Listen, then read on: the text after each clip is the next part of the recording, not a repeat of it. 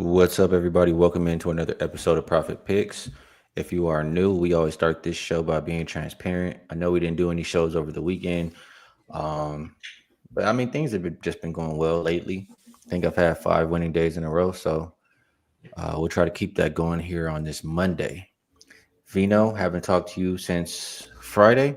Hopefully, the weekend went well for you. How's everything? How you doing today? Yeah, weekend was good, Skee. I'm kind of with you there. I'm trying to do the math in my head as I look up numbers, but the last 4 days have all been profitable here, all sports, WNBA included in that. So yesterday, 2-2, but a profit because the two bigger plays came from the same game.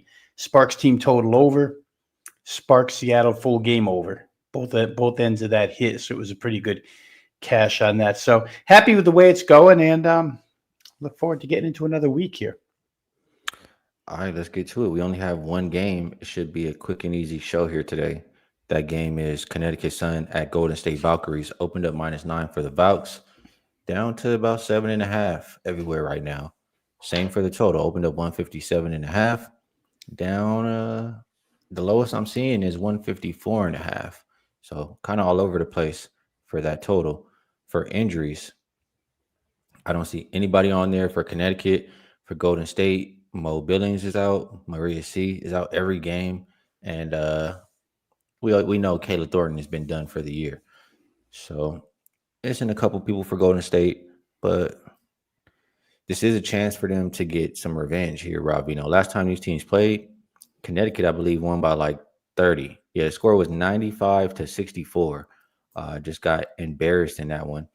Um, Now the Sun are playing their fourth straight road game here on a back-to-back. Do you think? I mean, I know we don't usually look at Golden State as the big favorite team, but in this situation, still fighting for that playoff standings. Do you think they can get the job done by 7.5, or how are you looking at this game? Yeah, and those playoff standings that you bring up, Ski, they're getting jammed pretty tight here. Golden State actually in the 7 slot right now, but one game, or actually in a virtual tie with Seattle, right? Seattle's just played a couple of more games, so Golden State has 2 at hand. Half a game ahead of the Sparks, only a game and a half ahead of the Mystics. So those 4 teams within 1.5 games. So big game for the Golden State side, which I have to tell you, off of the defensive job that they did against the Sparks the other night, held the Sparks to 59 points. Sparks only had 20 buckets in the entire game.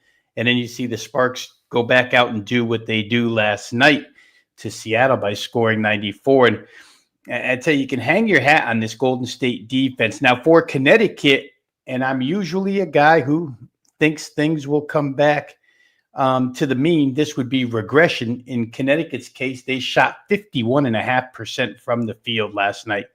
Connecticut's not that good of a shooting team. But against Las Vegas last night, they put up a lot of points.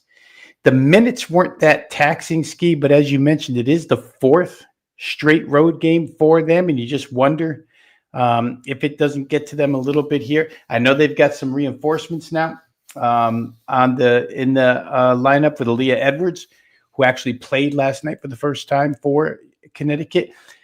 I would tend to think this is an under, honestly. I don't think that Connecticut will shoot that well against this Golden State team, especially, that game against the Sparks, I think was first game back home after some road games. I could be wrong on that, but I'm pretty sure it was. And they totally shut the Sparks offense down. So I'd figure that to happen here to Connecticut. I don't think that – maybe you could look at Connecticut team total under while you're at it. So I think that's the side that will be lacking in points here in this game.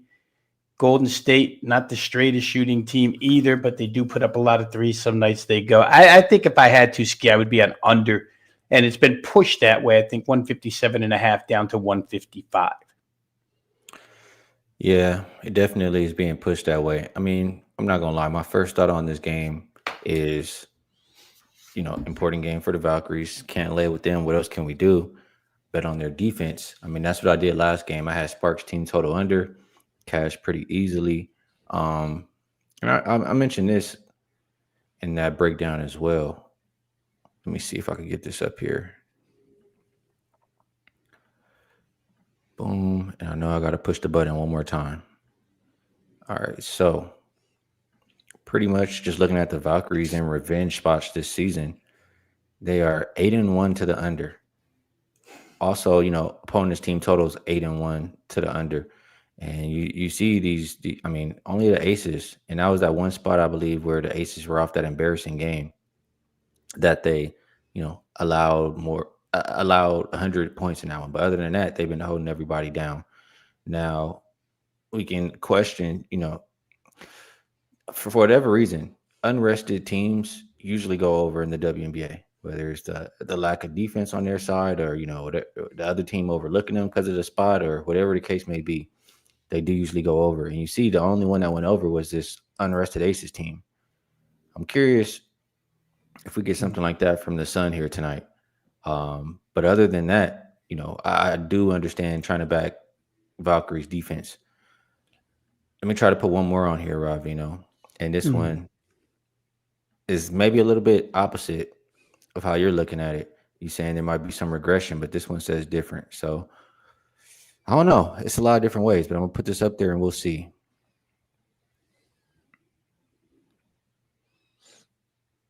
You can see this, right? I got it. Yep. So pretty much it's unrested road dogs after shooting 38% or better from three on 23 plus attempts. It says that they still cover in that next game, 6-1-1 ATS, 7-1 to the over. It says that it doesn't stop after one game. I don't know. These things make me a little nervous here. Any thoughts on either of these queries that I'm sharing? Yeah, conflicting queries, right? Skee, one would lead you right to the under 8-1. The other one leads you right to the over 7-1. So in that case, where you have technical trends as strong as those two on opposite sides, I always start with the players on the floor. And I just feel like Golden State, the other night was a big game to me. They played the Sparks, and the playoff standings are what they are. They knew they needed that win, and it was locked. If you can lock down the Sparks, you could lock down just about anybody. And Golden State's been rested. There's no reason to come out here flat, in my estimation, at least on the defensive side. I'm looking at Connecticut's team total right now is 74, and I know they've been a little bit better of an offensive team at times over the course of the last 3 weeks, but I still think that Golden State can do the job defensively here. And like I said earlier, either one, Connecticut team total under or full game under, I probably would try. It's a tight spot, actually, Skee, because Golden State can get loose and make some threes at times, but they play such a slow pace. It's hard to see it just getting up and down. So to me, full game under is probably my first look. Connecticut team total under. As they say in horse racing, when you have an entry 1 and 1A. Fair enough. And this game is kind of tough for me, but this is the only one that we have for today. So unless there's anything else you have on this, then we'll just move it right along, Rob. I can't even think of a player prop, honestly, Skee, and I'm not a big prop player, but I can't even think of one that I would be interested in here. Asia Wilson did do some damage, and you look at last night and you look at the front line for Golden State and think maybe somebody there could do the same, but nobody's in Asia Wilson's category, so to speak. So nothing to add there for player props. All right. Well, that means it's about best bet time. So I'll pass it right back to you. I'll ask you if there's anything you would like to promote. And if you have a best bet for the show, we would love to hear it. And if you do not, it's all good.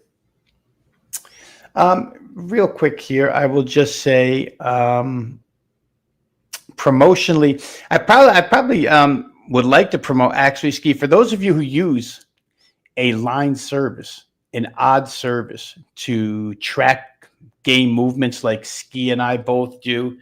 Go over to wagertalk.com and you can actually sign up for what's called Odds Logic, their newest, and lightning speed odds service. Odds Logic give you injury reports, the fastest, they're the quickest to the line moves, everything you would want to have at your disposal. You can get a 7-day free trial to try it out for yourself. So I would say that from a promotional standpoint, I would recommend that to anybody who takes it on a day-to-day basis as seriously as guys like Skee and I do. You have to have those types of tools at your disposal. So go go over the wager talk and check out Odds Logic and hop in on a 7-day free trial. Best bet, Skee. I can't leave you with one because I didn't bet one. Made my thoughts pretty clear here. If I do bet this game in the end, it will probably be full game under. I think 155 is just a little too much. I think if Golden State wins this thing with 80 points, then it has little to no chance of getting over this total. So, and they may not even win it with 80 points. I think they might win it in the high 70s. So that's the way I'm looking at it, but I won't use it as a best bet because I didn't play it. Yeah, it's tough. I mean, I'll say I might be a little bit opposite here, Rob. If I play this one, I might be trying to bucket it and go the opposite way. I just think that, I mean, if you look at numbers wise, this Sun defense has been the worst all season long, even worse than the Sparks. At any point, they can revert. And being tired on a 4-game road trip on a back-to-back, we could see Golden State get whatever they want. Could be just wide open threes, wide open layups. Who knows? And especially they have motivation after getting whooped on by 30 in their last meeting. So I'm feeling the opposite way. I haven't played it yet, but I could maybe get there with an over. People keep pushing this down. That's a little bit of the way that I'm looking at this game. But I haven't made a bet yet, so can't share a best bet for the show. That's it. Nothing else left to say around here. Tomorrow we have 2 games, so we got a little bit more to choose from. They are better games too. I don't think I promoted anything, but I will say I'll have a bet up for today. So if you want to get ahead of the game, maybe look in a few hours on my page and I'll have something up. Also, you might want to subscribe if you want some of these tennis plays. I've been betting tennis every day. I've been doing fairly well. Like I said, we've had 5 straight winning days. So I didn't pick any yet today. Doesn't mean I won't for the rest of the day, but just putting that out there. So Veno, it's been good doing the show with you. Like always, enjoy breaking the games down. Helps out my process, and I'm sure it helps out everybody else out there.